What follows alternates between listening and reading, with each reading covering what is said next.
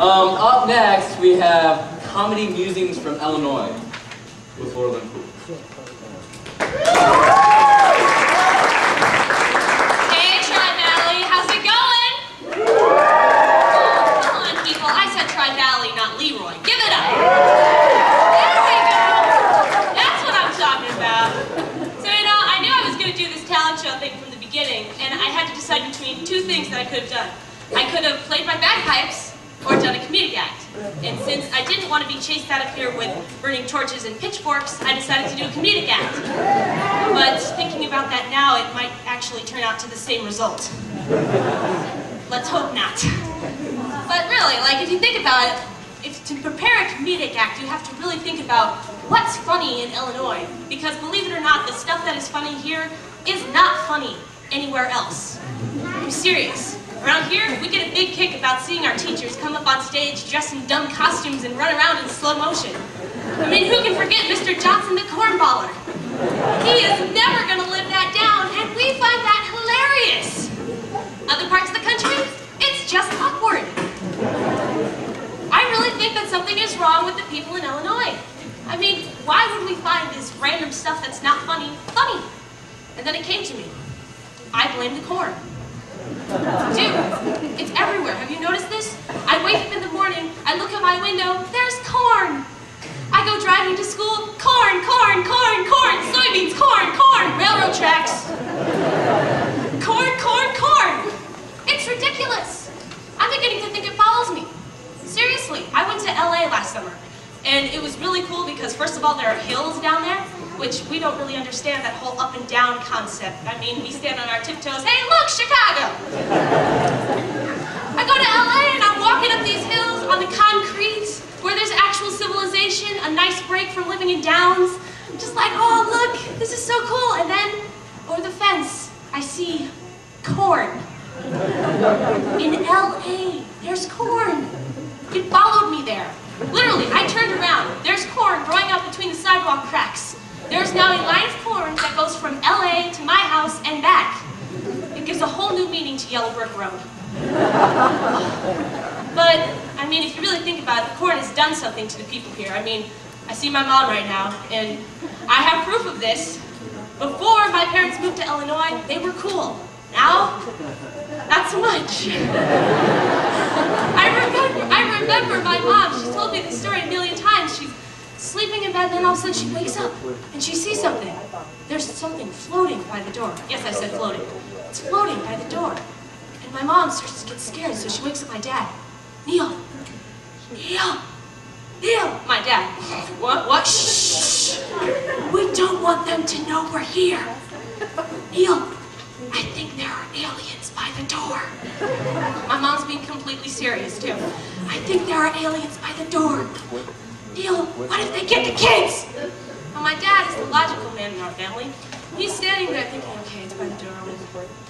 And he's blinking red and then green. So my mom looks at it. Yeah, it is. What? Do you know what it is? My dad looks over and goes, and it's the smoke detector. Oh, okay, honey, go back to sleep. But my mom's told me repeatedly, and this proves the point that the corn has done something. She kept one eye open all night, just to make sure it didn't move. Of course, it hasn't just stopped at my parents' generation. How many of you know my brother out there? Eric Lundpool? Okay, he's a pretty cool guy, right? Well, this is before he was cool, when he was a nerdy 9-year-old. He had to make a little boxwood derby car for the Boy Scouts, and he had to drill a hole in it to get the wheels through. Makes sense. So he gets the drill, and he starts to drill. Zing! Of course, it just flies out of his hands because he's 9, he can't hold it. So then he starts to think, what can I do? Except he's shorter than me. What to do? I can give it to Dad. No, Dad's at work. I gotta finish this by tomorrow. Oh, I could put it into the vice grip. No, that'll break the wood. And then my brother, the 9-year-old, gets a great idea. He's gonna hold it a different way. Now, for those of you who are mechanically challenged, and God said that there be light. Thank goodness we're not electrically challenged. There we go.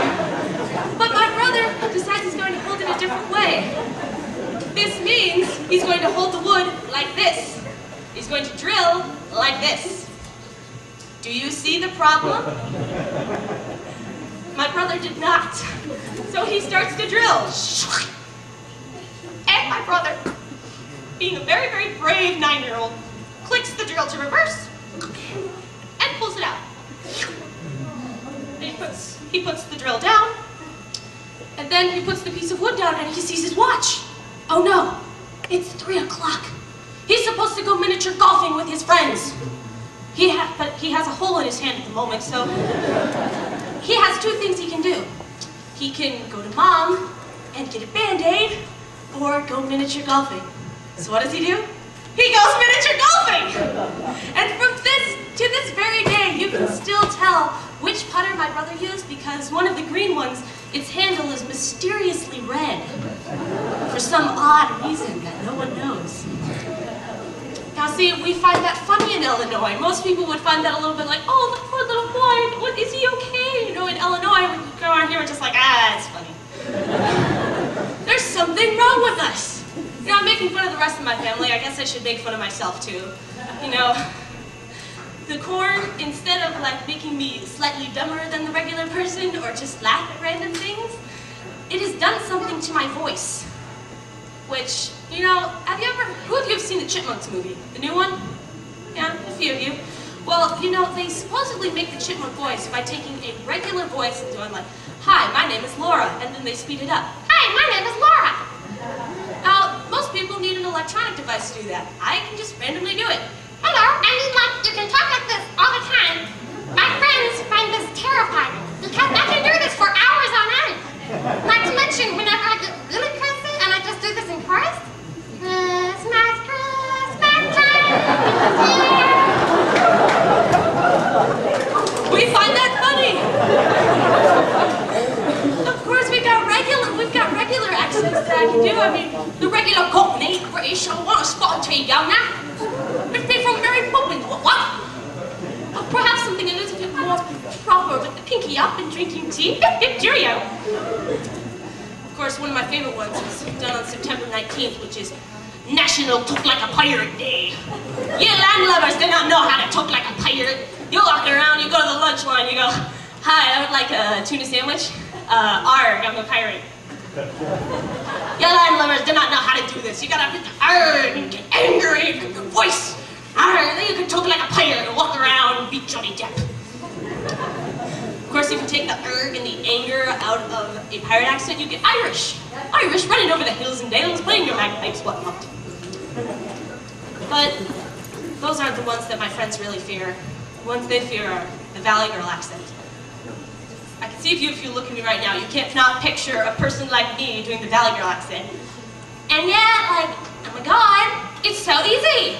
You just drag everything out and picture yourself super blonde, and you become a Valley Girl. And then you start to notice all these weird stuff that you like wouldn't notice if you weren't Valley Girl. Like, oh, Stephanie, I see you in the front row. I'm so sorry, but your purse doesn't match your shoes. You might want to go home and change that before someone notices. I don't know what to do now. I'm so distracted. I'm gonna go over here. Oh, my mic won't let me. And see, that's the kind of thing that people are afraid of. But the worst one, my friends claim this is the worst one. If any of you saw the fall musical this year, we did No No Nanette, the feared Flora voice. I enter from off stage in my first words of the entire play, which strikes terror in the hearts of many people. Yeah! My name is Flora, and I'm from San Francisco. You think that's scary hearing it? Imagine it issuing from your own throat. That gives me nightmares every night.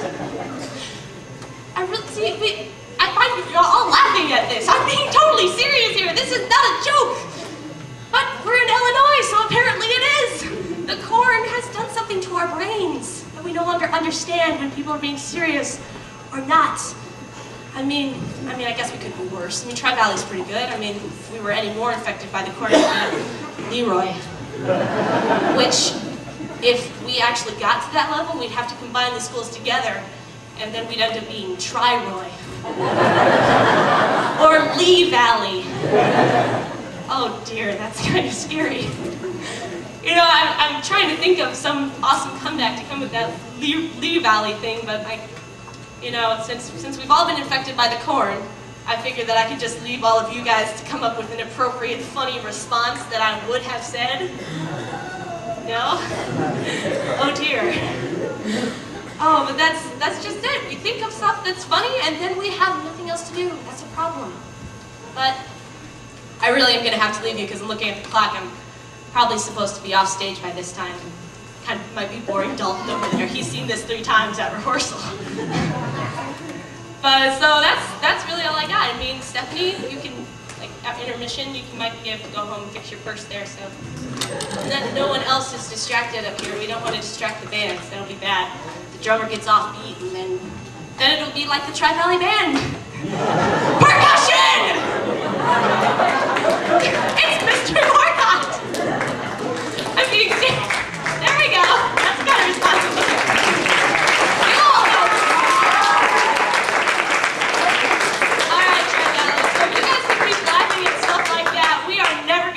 Leroy, and that'll be awesome, because that's what makes Illinois awesome, that we laugh at random things. So keep laughing, Tri-Valley. I love y'all.